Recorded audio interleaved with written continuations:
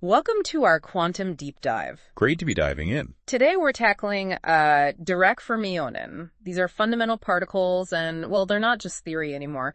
They seem to hold the key to some really mind-bending future tech. Absolutely. And we're basing our chat today on a really insightful essay by Jorgo Schneeppert, Dirac Fermions, Schlüsselteilchen in their quantum technology. Right. So we'll unpack what they are, where the idea came from and why everyone in physics seems so excited about them right now. It's definitely got people talking.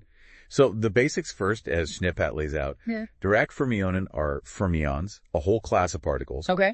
But specifically, they're described by the Dirac equation. And this wasn't just like a small update. No. It was huge. A relativistic version of the Schrödinger equation. It brought in Einstein's special relativity, particle spin, and even incredibly antimatter. Whoa, okay. Antimatter from an equation. Let's maybe glance at that equation, just briefly. Sure. It's written as IBEM. Looks a bit dense, maybe. Yeah, a little bit like alphabet soup. Right. But the key bits, as the essay points out, Yeah. that CSI, is the wave function.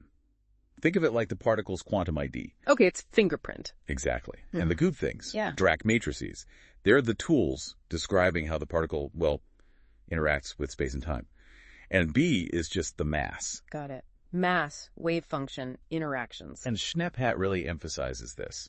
This equation isn't just sitting in a textbook. It connects so many areas. High-energy physics, electrons, muons, you name it. The fundamental stuff. Right. But then, weirdly, it also shows up in solid-state physics. Electrons and graphene, or these things called topological insulators. So tiny particles and weird materials. Yeah. And now, quantum tech. People are looking at them for spintronics. Even quantum computing shows this deep unity. Okay, let's rewind a bit. History. Paul Dirac, 1920s. What was driving him? Well, the big challenge was merging quantum mechanics, which was new and weird with Einstein's special relativity. They didn't quite fit. Right, oil and water. Sort of. And he also wanted particle spin to just appear naturally from the theory, not be tacked on. He wanted a complete picture. And did he get it? Oh, yeah. And the results, as Schneeppert details, were frankly stunning.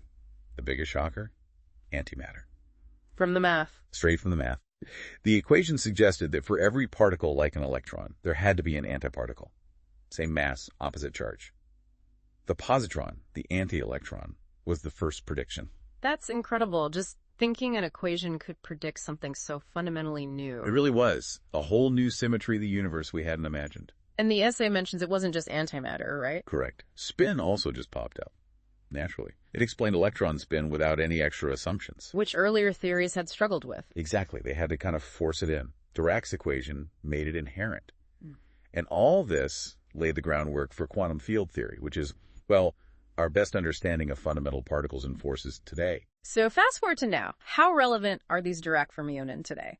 Schneeppert's essay stresses they're still central. Absolutely central. In high-energy physics, they're the standard model, basically. Electrons, muons, tasses, all the quarks inside protons and neutrons. They're all Dirac Fermions. The building blocks. The fundamental building blocks of matter, yeah. And the essay mentions the Higgs boson connection, briefly. Right, the Higgs field and Yukawa coupling. That's the mechanism that explains how these Dirac Fermions get their mass in the first place. Like wading through cosmic treacle. That's a decent analogy, yeah. Some particles interact more, get more mass, more inertia. It's a key part of the puzzle. Okay, here's where it gets really interesting for me. Schneeppert talks about this jump from high-energy theory to materials you can hold. Exactly. That's one of the most fascinating developments. Yeah. In certain materials, electrons start behaving as if they are relativistic, Dirac Fermions, even without traveling near light speed. How does that work? It's down to the material structure. Graphene and topological insulators are the poster children here. Graphene, the single carbon layer honeycomb thing. That's the one. The essay explains that electrons in graphene move like they're massless Dirac Fermions. They have this linear dispersion relation. Meaning? Basically, their energy is directly proportional to their momentum. Oh. Very efficient. Yeah. Not like a regular particle whose energy goes up with momentum squared. This leads to crazy high electrical conductivity and other weird stuff like the anomalous quantum Hall effect. So they zip around really easily. Very easily. The structure creates these Dirac cones electronically. There's also this idea of pseudospin from the lattice itself. It all means electrons scatter much less. Huge potential for electronics. Okay. And the other one, topological insulators. Right. These are bizarre. Schneeppet describes them as insulators inside, like rubber, but the surface conducts electricity perfectly. Just the surface. Just the surface. And those surface states, they're made of Dirac Fermions. The really cool part is they're topologically protected. Meaning they're tough. Extremely tough. Resistant to defects, impurities, things that usually mess up electron flow. This robustness is why people are so excited about them for quantum computing and spintronics. That protection sounds like a massive advantage. Less error-prone? Potentially, yes. It means the quantum information stored or transmitted might be much more stable against noise from the environment. A huge deal for quantum tech. Okay, let's dive into that quantum tech potential following Schneeppet.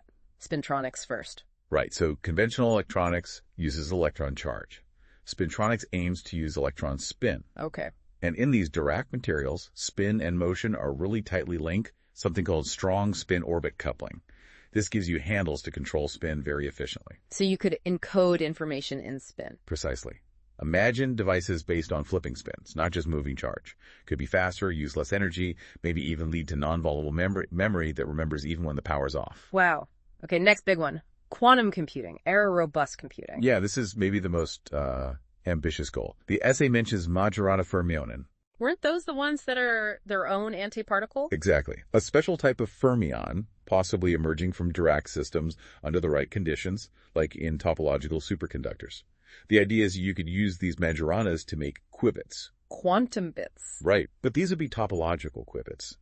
The quantum information would be stored in their configuration in a way that's inherently protected from local errors. So like the protected surface states, but for computation? That's the dream. Fault-tolerant quantum computing. It's a very active, very challenging area of research. And Schneeppet also mentioned nanoelectronics. Yeah, more generally, the sheer speed and efficiency of electrons in Dirac materials could just lead to much better transistors. Faster, smaller, less power-hungry, addressing the energy bottlenecks we have in current tech. Okay, let's quickly touch on the theory behind it all, as Schneeppet does. The Dirac equation itself. How does it compare to, say, Schrödinger? Well, Schrödinger's equation is non-relativistic. It works well for slow stuff, but breaks down near light speed. Dirac built relativity in from the start, specifically for fermions, particles with spin 12 like electrons. And the solutions were... It's surprising. Very. As we said, positive energy solutions, fine, but also negative energy solutions. Right. Dirac's genius was interpreting those not as a flaw, but as predicting antimatter. A massive leap. And spin wasn't an add-on? Nope. It came out naturally from the math, from the Dirac matrices, and they're linked to Pauli matrices. It just worked. Schneeppet also clarifies some terms, right? Okay. Weil fermion and Majorana fermion. Yeah, it's good to distinguish. Weil fermions are massless and chiral. They have handedness. Majoranas are their own antiparticles. Dirac fermions, the ones we're focusing on, have mass and a distinct antiparticle like the electron and positron. And chirality, handedness. Why does that matter? It's fundamentally important in particle physics. The weak force, one of the basic forces, only interacts with left-handed fermions, as the essay notes. Nature has a preference, which is pretty weird. Huh. And quantum field theory views them differently again. A bit, yeah. Not just particles, but excitations, like ripples, in underlying quantum fields.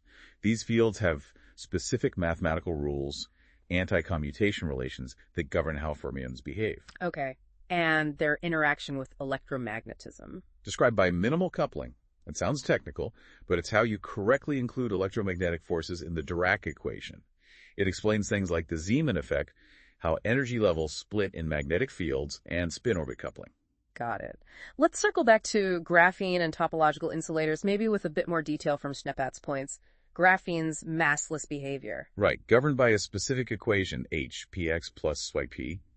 That leads directly to that linear energy momentum relationship, E LME VFP, the famous Dirac cone shape. And this leads to Klein tunneling. Yeah, another weird quantum effect highlighted in the essay. Because of the way these Dirac electrons behave, they can tunnel through energy barriers almost perfectly without reflecting back much. Contributes to that high mobility. Okay. And for topological insulators, the key is spin momentum locking. Exactly. The surface states are Dirac-like, but their energy depends on spin, E equals E or VFK, essentially. An electron moving one way must have its spin pointing a certain direction. Move the other way, the spin flips. Which is great for spintronics. Perfect for spintronics. And again, that topological protection keeps these states stable. So how is all this stuff actually seen? Schneppat mentions the experiments. Well, the graphene breakthroughs around 2004 by Gaim and Novoselov were key. They measured the electrical properties, saw the weird quantum Hall effect, the half-integer version, and it all pointed to massless Dirac Fermions. The smoking gun, basically. Pretty much, yeah, it launched the whole field. And then spectroscopy, ARPS. Angle-resolved photoemission spectroscopy. It's amazing. As Schneppat explains, it lets you literally map out the electron energy versus momentum. You can see the linear bands in graphene, see the Dirac cones on the surface of topological insulators. Direct visual proof. Wow. Like taking a picture of the quantum states? Essentially, yes. And STM, scanning tunneling microscopy, gives atomic scale images. You can see electron wave patterns, Landau levels, even hunt for those elusive Majorana states. Of course, it's not easy, right? The essay must mention challenges. Oh, absolutely. Making ultra-pure samples, working at extremely low temperatures or high magnetic fields. It's cutting-edge experimental work. So looking ahead, what are the big open questions Schneppat points to? Well, finding and understanding new Dirac materials is huge. Things like YL semimetals, other Dirac semimetals, and complex stuff like twisted bilayer graphene, where interactions between electrons create totally new behaviors, new phases of matter. Exploring the zoo of quantum materials. Exactly. And the Majorana connection is still a massive focus. Can we reliably create and control them for topological quantum computing? That's a huge driver. And fundamental questions remain too, like neutrinos. Right. Are neutrinos Dirac or Majorana fermions? We still don't know for sure. And how do Dirac fermions fit into quantum gravity theories? Big questions. And finally, the industrial potential Schneppat sees. Bringing it back to applications. Can these materials lead to next-gen chips? Spintronic memory. Real working topological qubits. That's the long-term vision. So, wrapping up, what's the big takeaway here?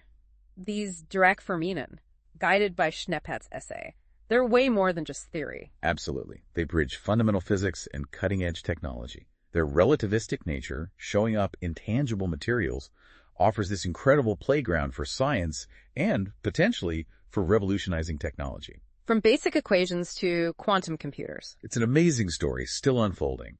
And Schneppat's essay captures that excitement, that potential, really well. We've definitely just scratched the surface here in our deep dive, but hopefully you've got a better feel for why Dirac Fermions are so significant.